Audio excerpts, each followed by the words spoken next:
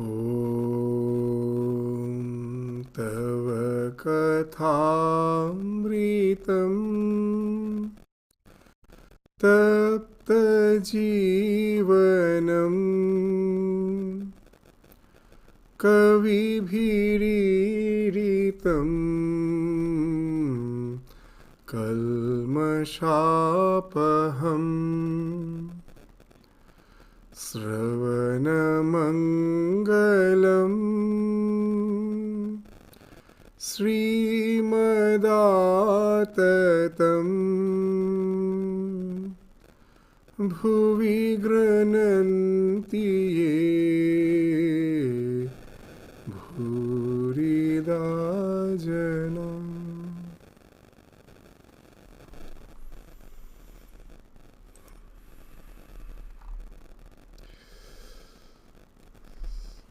The Gospel of Sri Ramakrishna with the devotees at Dakshineshwar, Monday, June 4, 1883.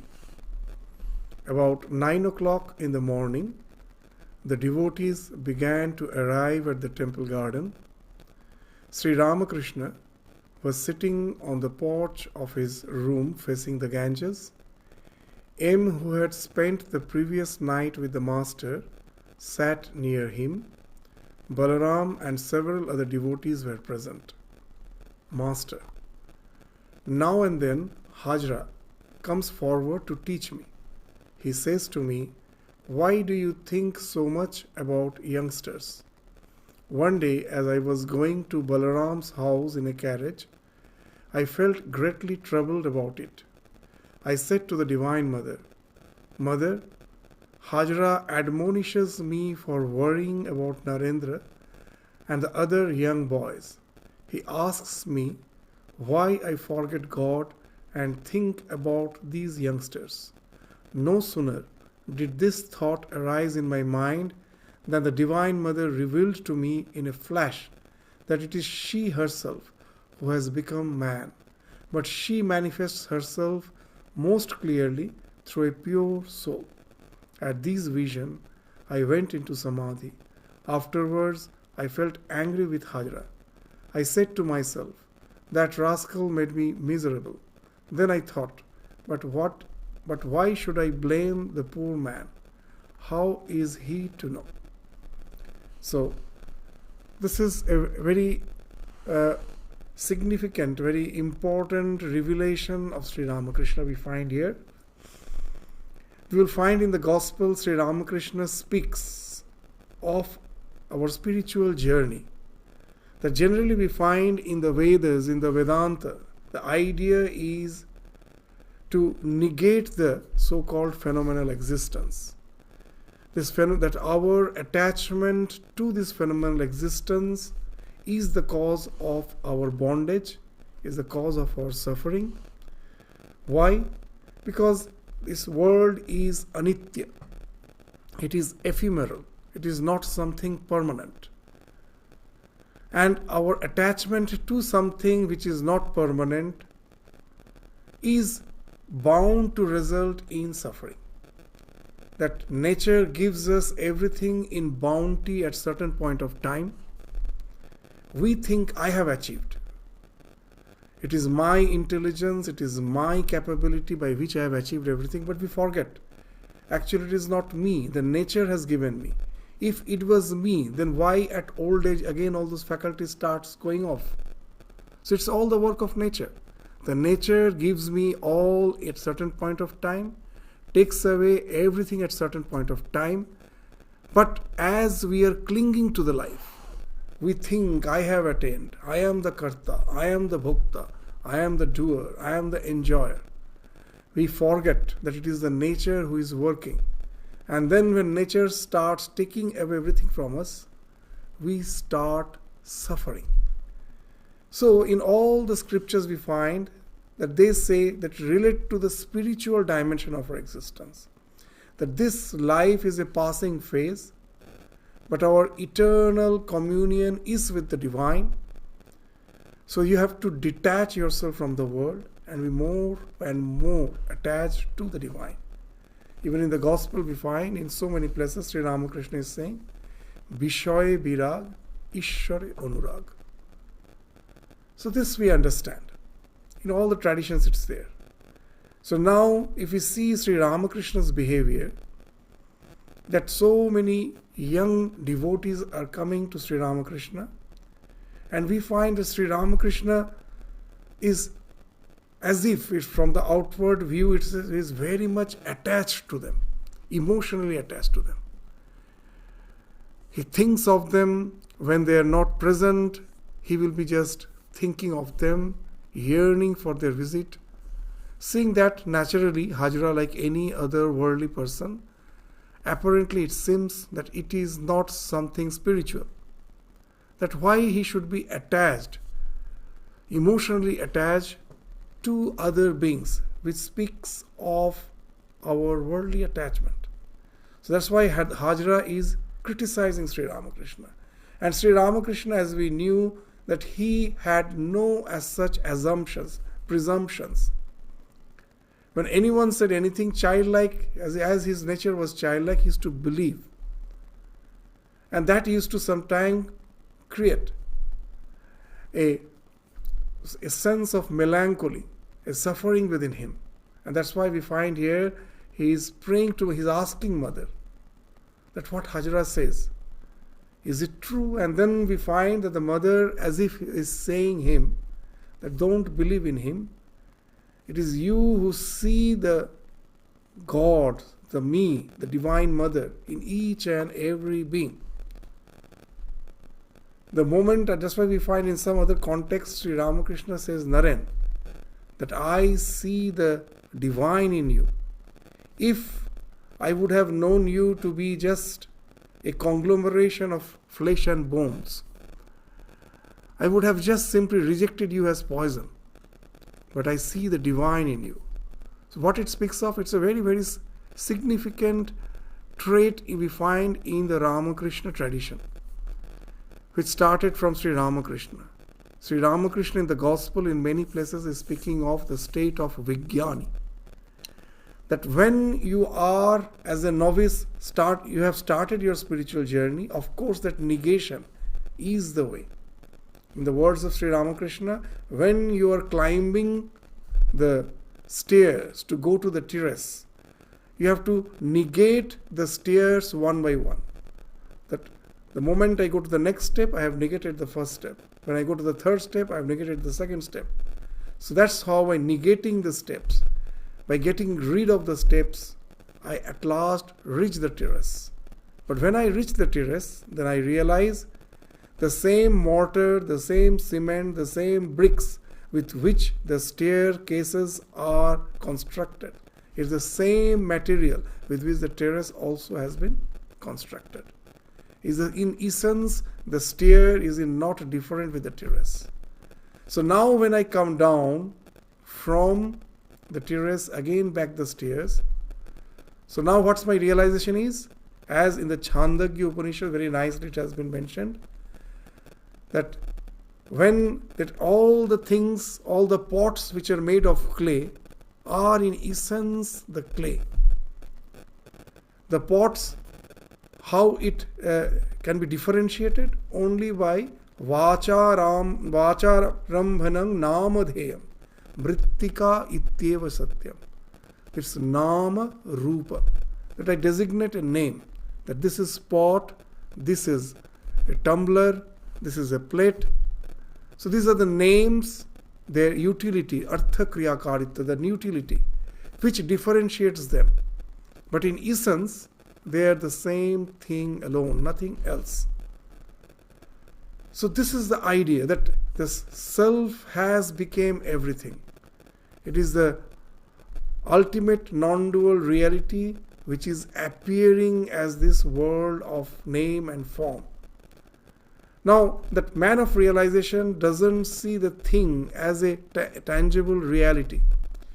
He sees it as a mere projection, a mere superimposition on the divine. He is a God who is appearing as this world.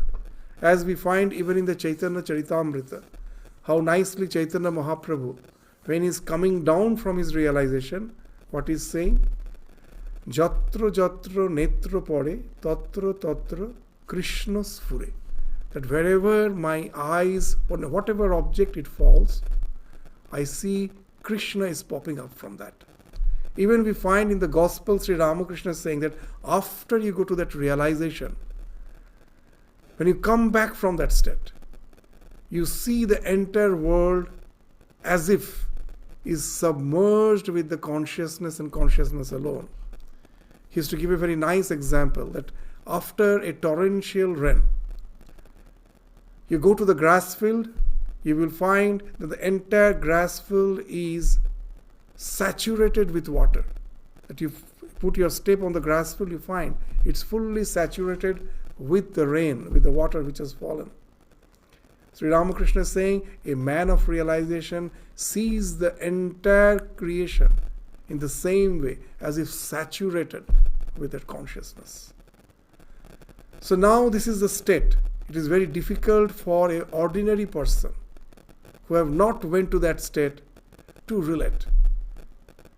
So when he sees that such a person coming down and relating to the world through unbound love and compassion, seeing the divine in each and every being, he is trying to relate to each and every being, not as an ordinary person, but as the divine and divine alone. An ordinary person with just that taking this world to be a tangible reality, in no way can understand that a change of paradigm has happened. There's a paradigm shift. There's an there's total change in the orientation, the way he's looking at the world. So, when he is trying to relate to the world, he is seeing the divine and divine alone. As Sri Ramakrishna himself used to relate a very nice incident, that once in Dakshineshwar, and apparently a madcap came and was staying there for a few days. Throughout the daytime, he had a chandelier in his hand. There's a lot of glass beads, glass prisms. With that, the chandeliers was made. And throughout the day, what he used to do, he will just go on laughing. He will have a smile in his face, and he will take the chandelier in his hand and allow the sunlight to fall on it. And as we know, when the light falls on the chandelier, it creates a pattern of light and shade. And if you move it, that pattern appears to be moving. It's just the pattern of light and shade, nothing else. It is the sunlight falling on that, creating this pattern. Similarly, a man of realization knows that when the consciousness comes in association with the mind acts like a chandelier to create that one light appears as moving, appearing as forming a various pattern. It is just like a white light falling on the prism, breaking into the spectrum. You remove the prism, the entire spectrum merges with the white light. Once you have realized that the spectrum is nothing but the white light and white light alone, then your perspective has changed.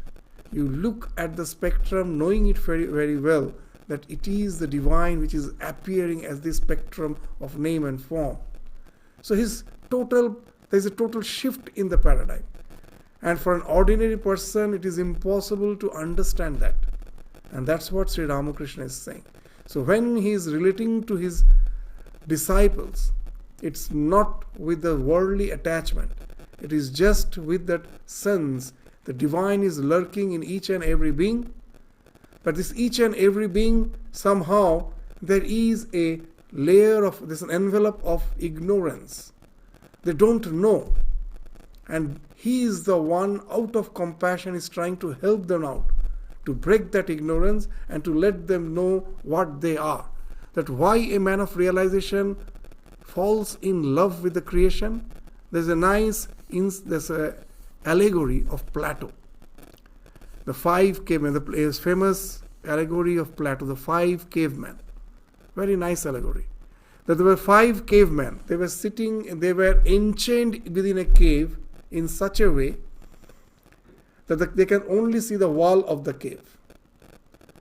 They were sitting in such a way they cannot see the entrance of the cave. Only the wall, just the opposite wall of the cave they can see. Just outside the cave there is a road.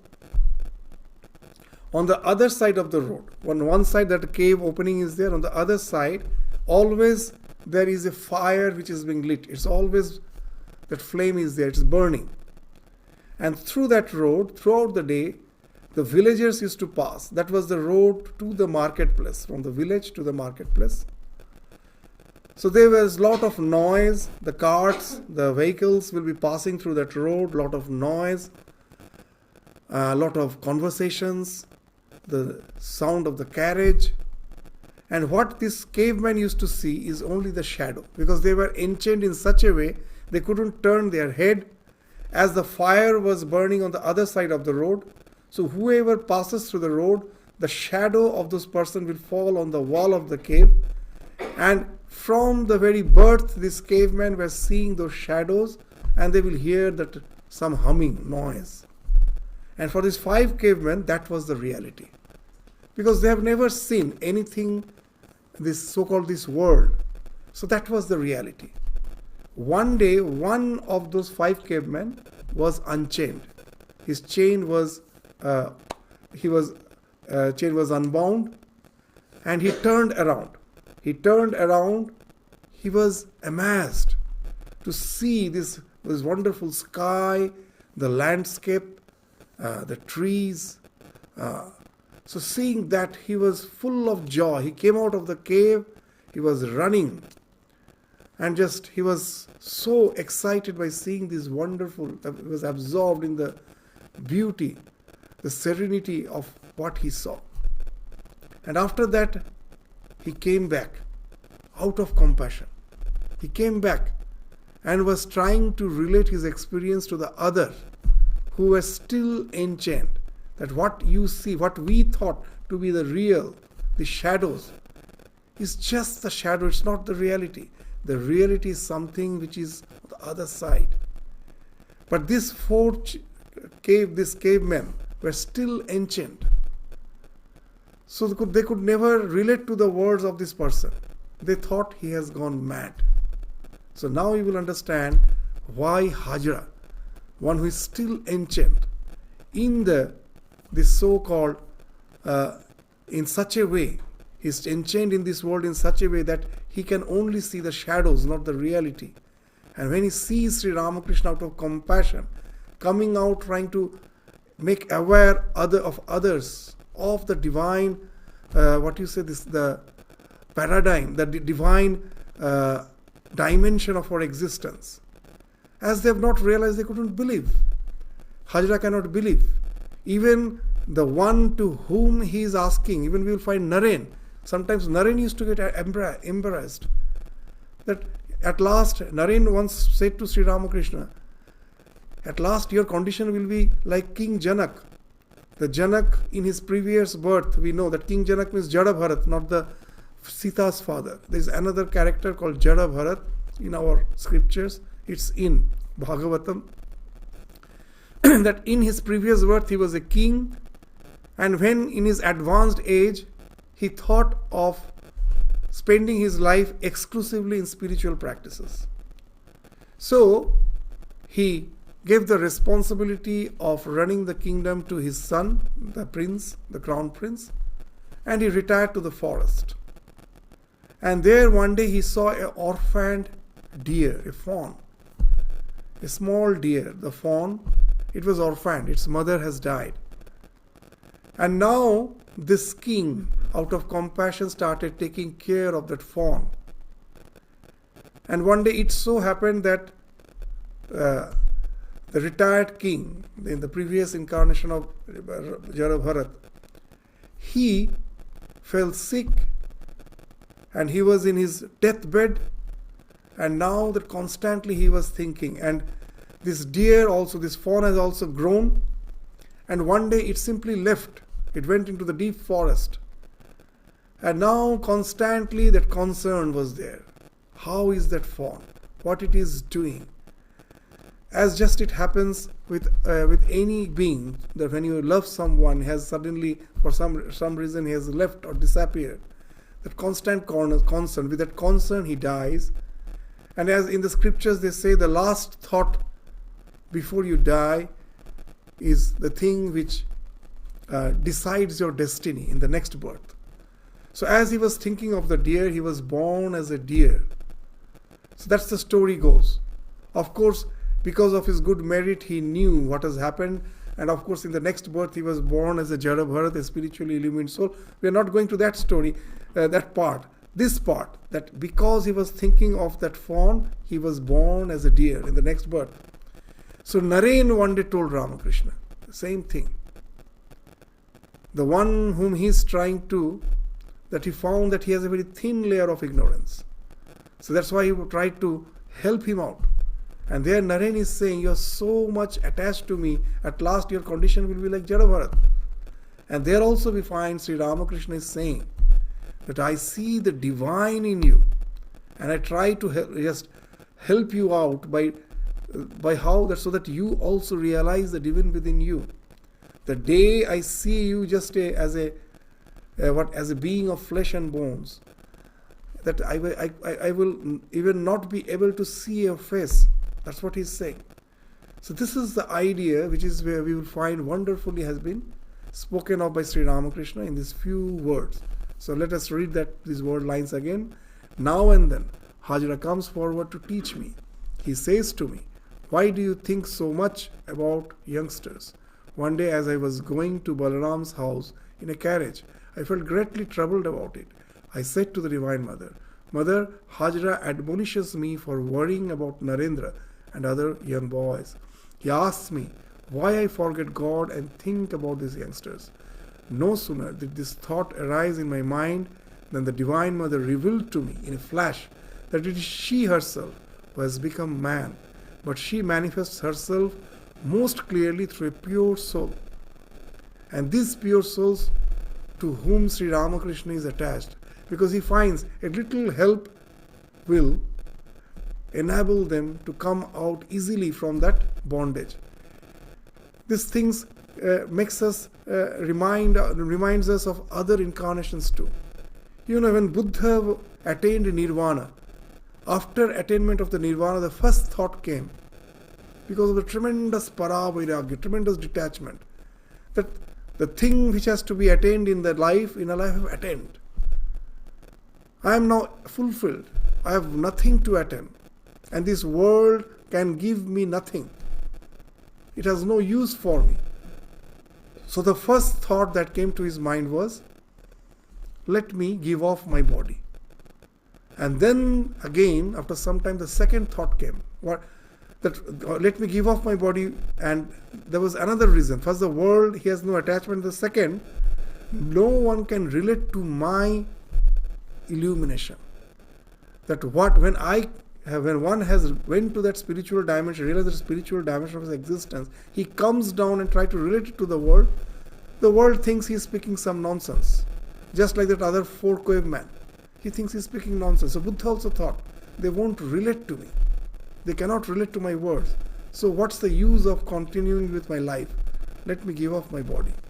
And then the second thought came, yes, it's true, all are in ignorance. But a few are there for whom the quest has developed. Is there something beyond this? There are few, very few. For them a yearning has developed.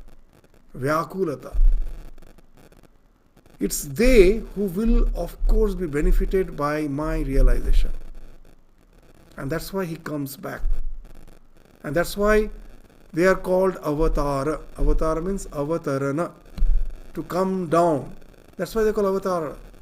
The Sri Ramakrishna, that story is wonderful. The 3 friends were just passing by the road and they saw a very tall wall, a very high wall. And they were curious to know that what's on the other side of the wall. So they managed to get a ladder. They placed the ladder on the wall. One of them climbed to see what's on the other side. The other 2 were waiting. They thought that once he climbs the wall, he will relate what is there on the other side. Now, the moment he got on the top of the wall, they found that he is very ecstatic. He saw something that made him very ecstatic. He was so joyous. Now they were shouting, "What is there? What have you seen that makes you so ecstatic?" But he was so ecstatic, he didn't even have the patience just to turn back and relate his experience. He simply jumped to the other side. He was overwhelmed with what was going on. So now these other two were curious that what made him so overwhelmed that even he didn't have the patience to relate. He simply jumped on the other side. So the second friend that of the three, the second person also got up. And he also made the same fate. The one who was standing, he couldn't relate. He was asking, "What do you see? You are so ecstatic." He also became ecstatic. Overjoyed, he also jumped. Now this third person was left alone. So now, to know what's on the other side, he's also extremely curious. So he climbs. And he also sees something which makes him extremely joyous. He also feels like, let me jump to the other side. But then that thought comes. If I jump to the other side, no one will be left to relate what's there on the other side of the wall. There will be no one will be left. So he restrains himself. Out of compassion, he comes down. This third person is the avatar. After realization, coming down to help out the humanity who is in ignorance. So this is the thing which you will find which Sri Ramakrishna is relating in so simple words. So then what? He is yearning, then Sri Ramakrishna is saying, "I know these youngsters to be Narayana himself. At my first meeting with Narendra, I found him completely indifferent to his body." So what makes Ramakrishna attracted to Naren? That he is something different. At the very beginning he sees that his layer of ignorance is something very thin. He has no attachment. That still, that ignorance is there. But already we find that he has developed that tremendous detachment. That's what Sri Ramakrishna is saying. He is completely indifferent to his body. When I touched his chest with my hand, he lost consciousness of the outer world. Regaining consciousness, Narendra said, "Oh, what have you done to me? I have my father and mother at home." The same thing happened at Jadu Mallik's house. As the days passed, I longed more and more to see him. So this thin layer of ignorance was there. So when Sri Ramakrishna was trying to help him out, he had the power to take him to that realization immediately. It's not that if Sri Ramakrishna touches any person, they will go to that same type of realization. No. He found in Naren that this line is very important. He is indifferent to his body. It's not for all. And that's why he touched him. And immediately he was going to that realization. But at the very beginning, it was something so even for going to the realization, preparation is required. Otherwise, it can be a quite traumatic experience. So that's what happened to Naren. When the first he was touched, he felt that everything is vanishing. The world is vanishing. He was aware of himself, but not even of his body. And that really made him extremely scared. And he shouted. And then Sri Ramakrishna felt that not now. Let it be gradually. And again he brings him back to the normal state of existence. Sri Ramakrishna jokingly after this experience used to say a very nice thing to the other devotees. What he was to say? That a ghost, that when there's a belief is that if someone dies in accident on the afternoon of this Saturday or Tuesday, he becomes a ghost. That's just a belief. So one such ghost, most probably is in the Barbella. He has died also in accident, and he was ghost and he was very alone. He found no companion in his ghost world. And so he was in search of companion.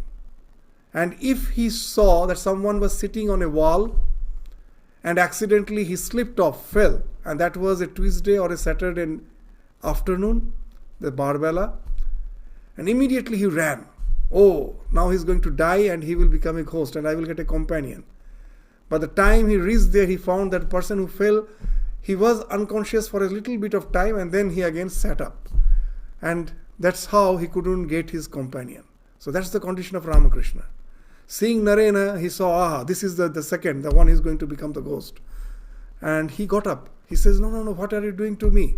So Sri Ramakrishna, in some other context, is saying that. So his thin layer of ignorance is still there. This thin layer of ignorance, in so many ways, Sri Ramakrishna has actually mentioned. Sometimes jokingly he used to say that that Naren is my in-laws. Amar shoshur ghar. In-laws. He's my in-laws house. Others thought that he loves Naren, that's why he's saying he's my in-laws house. But actually, the Ramakrishna's words appears to be simple, but it is sometimes very, very sublime. The real meaning, much later, Master Mahasaya, after the passing away of Ramakrishna, when the author, this author of the Gospel of Sri Ramakrishna, Master Mahasaya, Mahendranath, he used to have conversation with the devotees. So he was having some conversation with a group of devotees. There he narrated that. There he just explained that what this sentence mean. Very nice meaning. That see that in the olden days, that whenever a girl was born, the father immediately had the idea, she has to be sent to the place of her in-laws. She had to get married. This is not her place. The shoshur bari, that in-laws, that is her place. I have to feed her, nourish her, educate her, but at last she will be going to her in-laws. That is the destination. That all the preparations which I do, I feed her, nourish her, take care of her, give her love, everything I do. But on the back of my mind still is there, the final destination, she will go to the place of the in-laws. So Sri Ramakrishna, what he was actually meaning, that I had to go through so many preparations at last to get established in that Advaitic realization, in Nirvikalpa Samadhi. We find Sri Ramakrishna for 12 years going through various spiritual paths, at last to get established in that non-dual Nirvikalpa Samadhi. And seeing Naren, he found a very thin layer of ignorance. He's as if already established there. So Sri Ramakrishna meant, for Sri Ramakrishna, that Advaitic realization was the shoshur ghar, in-laws house. All these preparations were meant for taking him there. And he found Naren is already sitting there, just a thin layer of ignorance. So that's why he's saying, Naren is my in-laws house, Amar shoshur bari. So seeing that, he couldn't resist himself, wanted him immediately to get rid of, go to that realization. And that way we find that as that little preparation which is required, where still Naren has to go through that.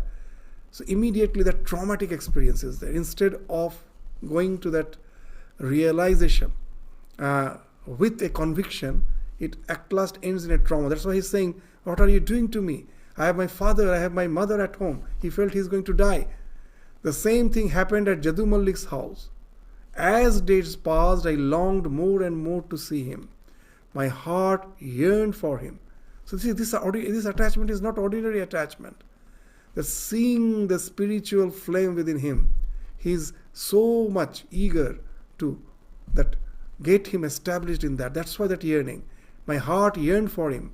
One day at that time, I said to Bholanath, can you tell me why I should feel this way? There is a boy called Narendra of the Kayastha caste. Why should I feel so restless for him? Bholanath said, you will find the explanation in the Mahabharata. On coming down to the plane of ordinary consciousness, a man established in Samadhi enjoys himself in the company of sattvic people. He feels peace of mind at the sight of such men. When I heard this, my mind was set at ease. Now and then I would sit alone and weep for the sight of Narendra. So that's the thing, wonderful thing.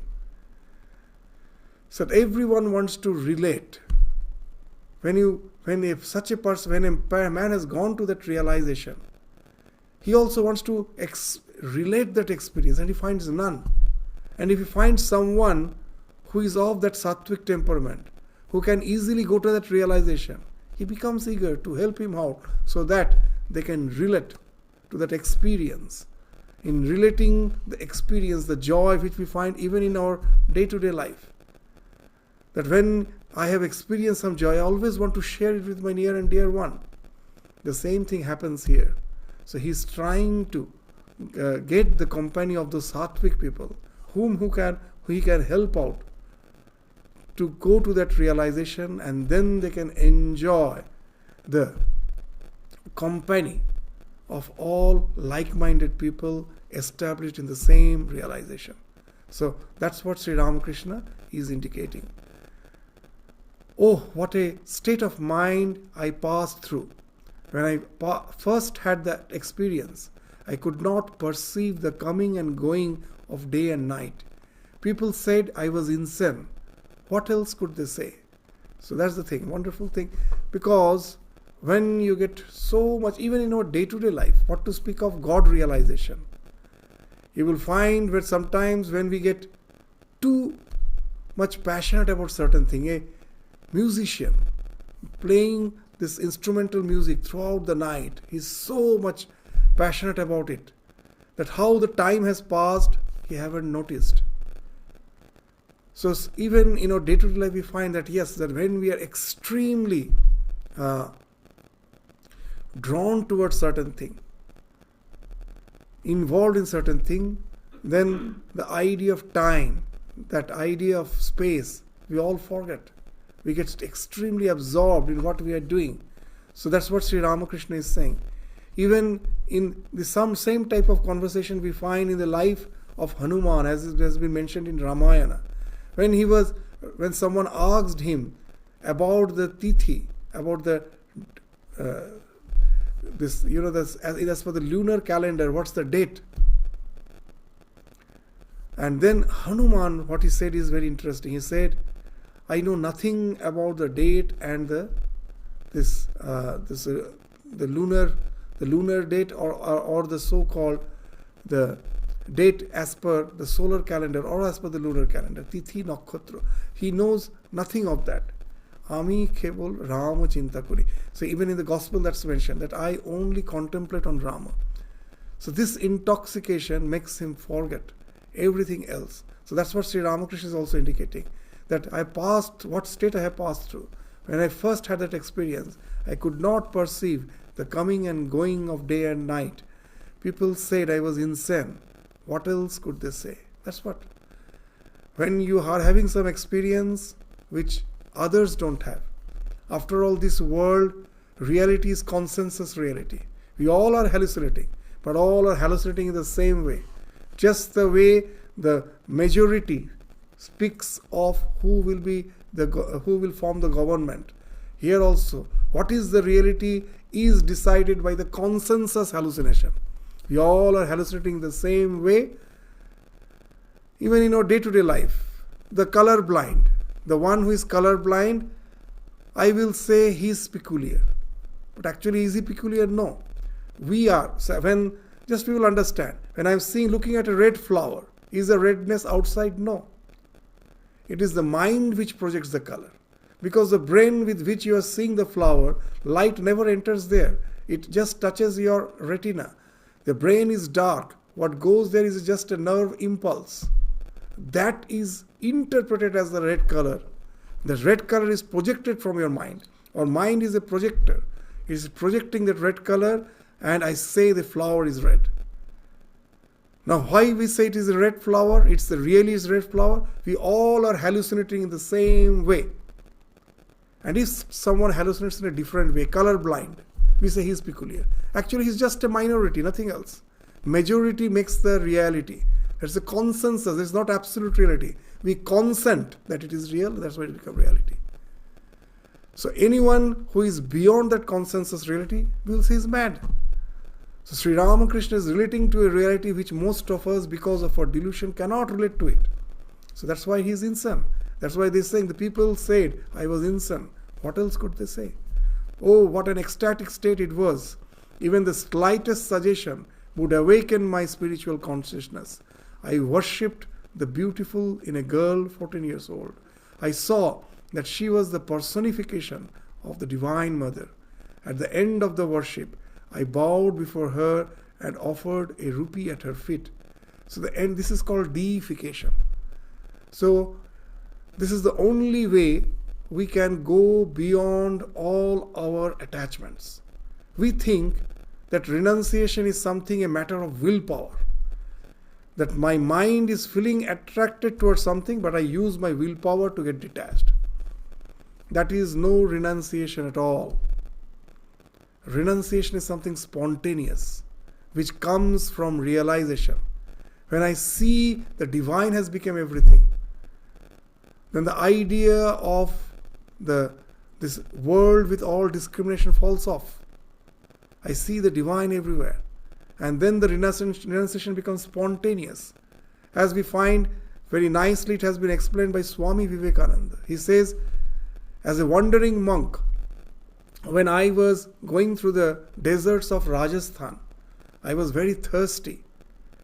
I was in search of water, and then suddenly I saw a huge reservoir at a distance. I started approaching towards it. The more I was approaching, I was finding I was in no way coming near to it. And then suddenly it vanished. And then that thought flashed in my mind. That from my childhood in the textbook, I have read of mirage. I had an intellectual knowledge of it. I thought I know what mirage is. But it was just an intellectual conception. I have never realized it. Today, for the first time, I realized. What's the result? The next day, when again I am passing through the desert, as I am in my mind and senses, again I do see that reservoir. Again I see. But today there is a big difference. Yesterday it dragged me towards it. Today it has lost the power to drag me. I know it's just a projection. So once we go to that realization, we have realized for us, now we may say, I am Brahman, I am the spirit. But it is just a mere word.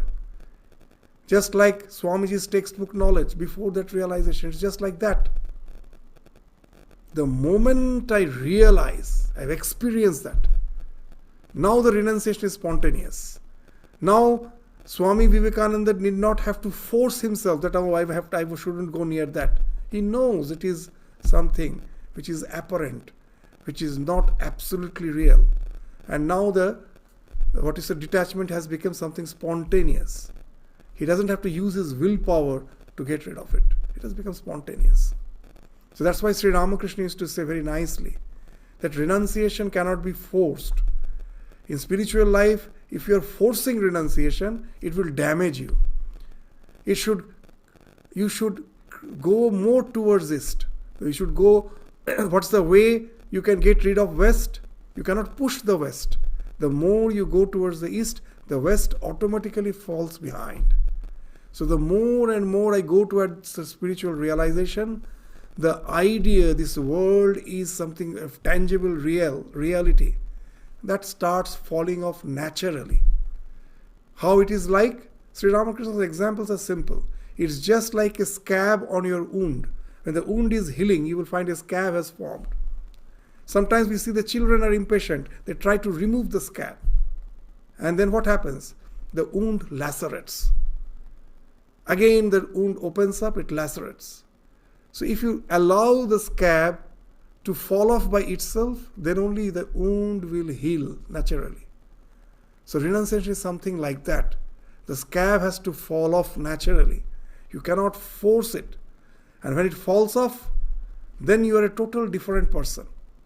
Then you need not have to fear, because now your realization never allows you to take a false step. As Sri Ramakrishna used to say, Je nachte jane tar betale paporena. The one who is an adept dancer, he or she never goes out of the rhythm. His step never falls out of the rhythm.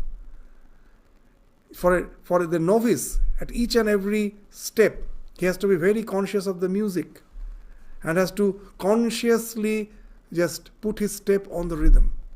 But one who has become an adept dancer, you will find even if his mind is not fully on the music, still, naturally, spontaneously, his feet is falling on the rhythm. So the one who is an adept dancer, his step is never out of rhythm. He never has a false step. So that renunciation becomes spontaneous.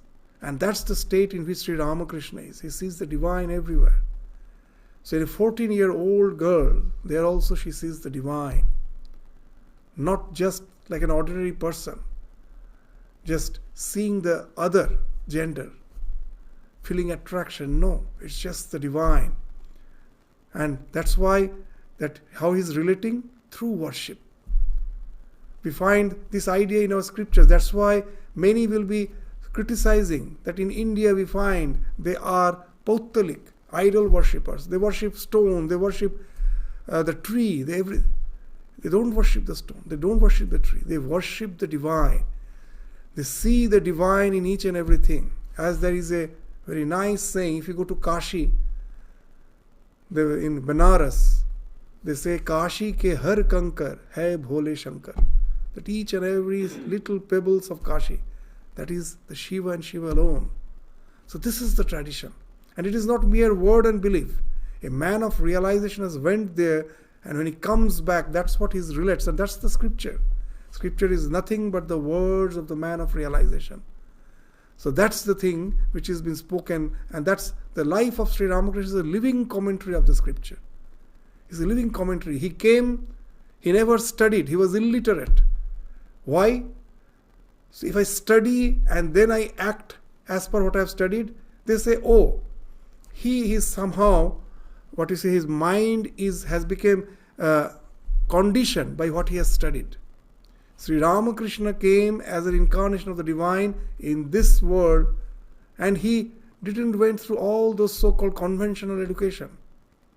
He was literally an illiterate, almost an illiterate. I won't say literally he's not an illiterate. Of course he knew to read and write, but he have not gone through that conventional educational process, studied nothing. But when he has gone to the realization, his behavioral pattern has changed. And his behavioral pattern has become an interpretation of the scripture to make us convinced of the fact that what's written in the scripture is not some make-believe, is not some doctrine and dogma. They are something which can be realized in this life. And Sri Ramakrishna is an exemplification of that fact. His life is a living commentary that everything is divine, and when you realize that, all your attachment falls off naturally. And not only that, you relate to the world with a sense of worship. That worship no more, the spirituality doesn't remain now, no more becomes a compartmentalized thing. That for us, there is a watertight compartment between the spiritual and the secular. In the Gospel of Sri Ramakrishna, in some other place, we find he himself is saying that our spirituality is just before breakfast. Before breakfast. What it means? That for us, what is spirituality? I get up in the morning, I have my morning ablutions, I have a bath, and as I am a religious person, most probably I have a special set of clothes which I wear. And in my house, in a corner, there is an altar. I go there, offer some flowers in the altar, show some incense, sit and meditate for a while, feel very uplifted, come back. Now it's time for my office. I change my dress. All those religious attire I change.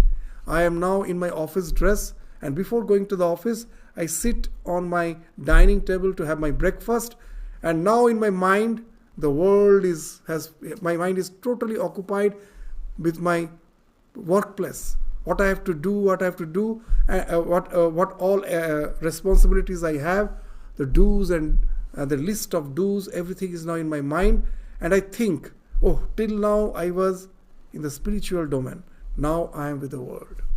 So there's a watertight compartment. That's why Sri Ramakrishna is saying our spirituality is, for the worldly people, spirituality is before breakfast.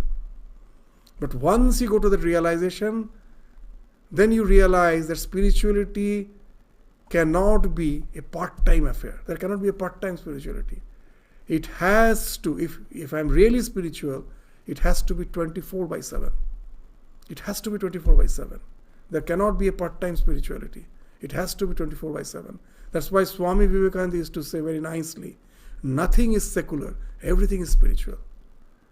I worship, in these words of Swami Vivekananda, when he realized, we find he's speaking the same thing as Sri Ramakrishna. What he's saying, I worship that God whom the ignorant calls man.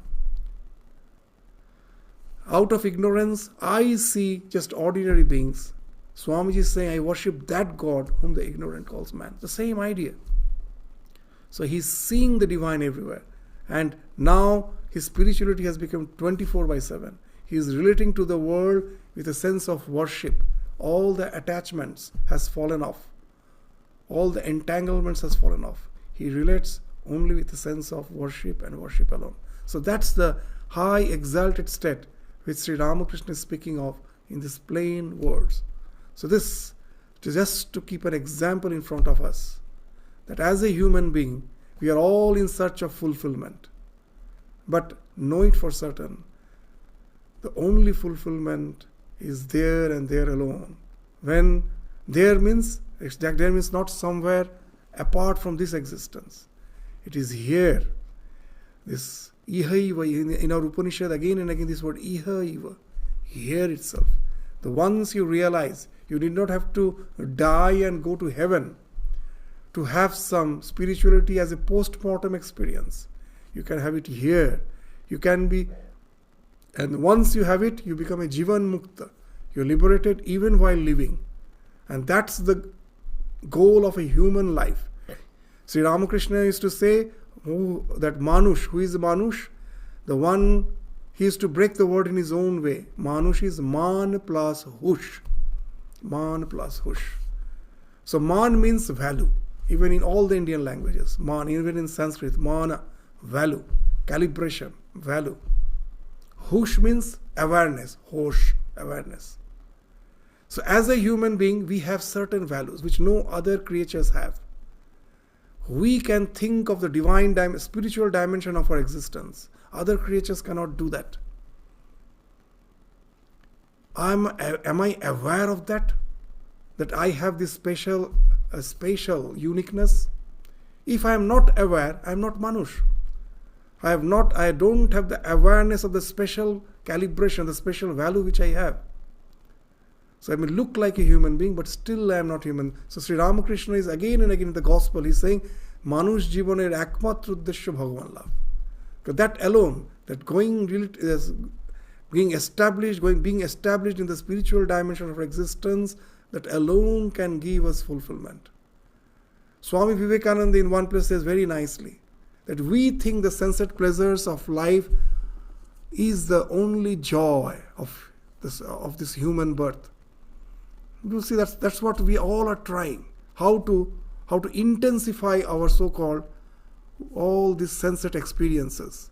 The science, the technology is all meant for that how to intensify all our sensate experiences. Swami Vivekananda very nicely says that however with science and technology I may try, as a human being we are not equipped for that. Just see a dog, the way it smells. With all our science and technology, can I smell like a dog? The way it enjoys its meal, the tremendous sensory perceptions it has. The other animals have tremendous intense sense of hearing, seeing. An eagle, the way it can see. The vulture, the way it can see. Can we see with all our science? Nothing. Impossible. Our senses are extremely poor compared to the animal kingdom. But what makes us a human being? This faculty, the faculty to relate to the spiritual dimension of existence, and that alone can give the ultimate fulfillment. Otherwise, our condition is, in the words of Swamiji, we are in a hedonistic treadmill. In the treadmill you are running but you go nowhere. In the same place you run. Our desires are never fulfilled. That's in the words of Swamiji, ever running, never reaching, nor a distant glimpse of shore. That's what we are in our chase after the sunset pleasures of life. It can never give us fulfillment. The ultimate fulfillment always is in the spiritual dimension alone.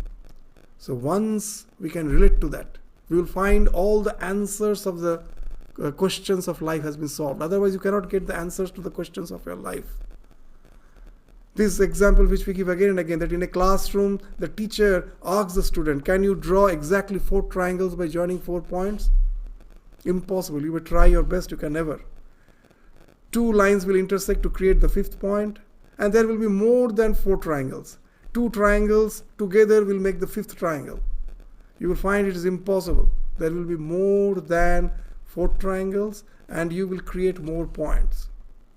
So students couldn't answer. Then the teacher spotted 3 dots in the blackboard or in the whiteboard. Nowadays it's the whiteboard. In the whiteboard he spotted 3 points and drew 1 triangle by joining the 3 points. And then he asked the student to imagine the 4th point in the space. And now you imagine the imaginary lines from each of those points to this point in the space.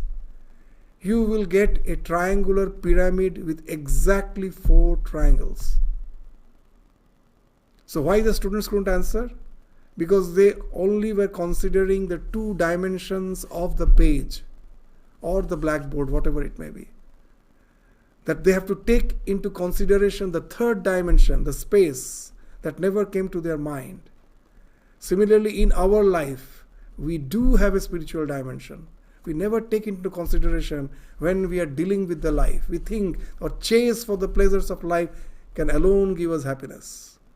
Never. We will never get the answer unless and until we relate to that, this another dimension. And then you will find the answer is there. There's a way out is there. And that's what all the prophets have came to this world to relate to. And that's what Sri Ramakrishna is doing through the gospel. That's what he is doing. So with this, we stop our discussion. Thank you all. Namaskar. We'll continue with the remaining portion again in the next class. Thank you all. Namaskar.